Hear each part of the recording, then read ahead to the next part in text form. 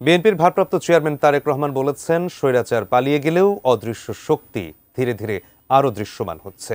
এজন্য দলের নেতাকর্মীদের সতর্ক থাকার আহ্বান জানিয়েছেন তিনি।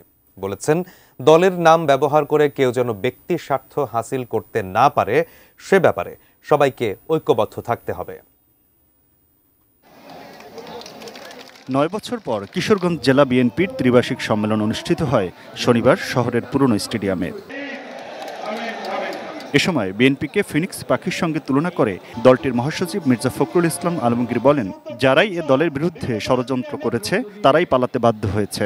নানা নির্যাতন নিপীড়ন করেও বিএনপিকে কেউ বিলীন করতে পারেনি বলেও স্মরণ করিয়ে দেন তিনি।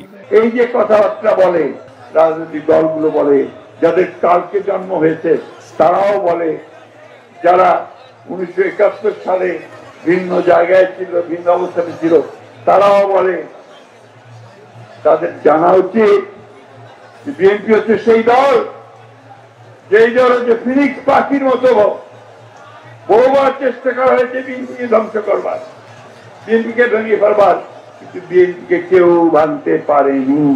অ্যান্টিব্যাকটেরিয়াল অ্যাডিটিভ যুক্ত সেরা ওয়াটার ট্যাঙ্ক বিশুদ্ধ পানিতে ব্যাকটেরিয়া জন্মাতে দেয় না। সম্মেলনে প্রধান অতিথি হিসেবে ভার্চুয়ালি যুক্ত হয়ে বিএনপির ভারপ্রাপ্ত চেয়ারম্যান তারেক রহমান আশাবাদ জানান, আগামী ফেব্রুয়ারি পর্যন্ত ইস্পাত কঠিন ঐক্য ধরে রাখতে পারলে জনগণের রায় ধানের শীষের পক্ষেই আসবে। স্বৈরাচার তো বিদায় হয়ে গিয়েছে, পালিয়ে গিয়েছে, কিন্তু অদৃশ্য শক্তি কিন্তু ধীরে ধীরে মাথা চাড়া দিয়ে উঠছে।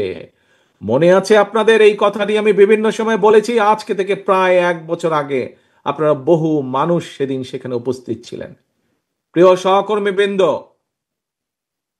ধানের শীষের প্রতিটি কর্মী, সমর্থক, ভোটার বৃন্দ, আজ আমার 1 বছর আগের কথা কিন্তু ধীরে ধীরে দৃশ্যমান হতে শুরু করেছে।